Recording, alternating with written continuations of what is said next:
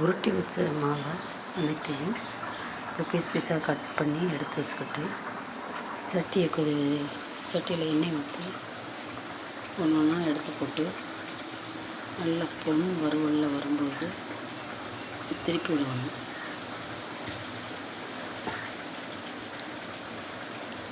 பேரம்பேத்தியை சாப்பிட்றதுக்காக ஸ்கூல் முடிஞ்சு அப்போ எனக்கு செஞ்சு தாங்க, ஏதாவது சாப்பிடணும் போல் இருக்குன்னு சொல்லவும் இதை என் பேரம்பத்திகளுக்காக செஞ்சுருக்கேன். நீங்கள் உங்கள் பேரம்பத்திகளுக்காக இதை செஞ்சு கொடுங்க, சுவையாக இருக்கும்.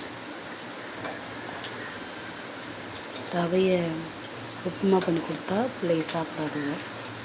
இதே மாதிரி பண்ணி கொடுத்தா நல்லா விரும்பி சாப்பிடுங்க. செஞ்சு பாருங்கள், சாப்பிட்டு பாருங்கள் எப்படி இருக்குன்னு. பிடிச்சிருந்துச்சின்னா லைக் பண்ணுங்கள், கமெண்ட் பண்ணுங்கள், ஷேர் பண்ணுங்கள்.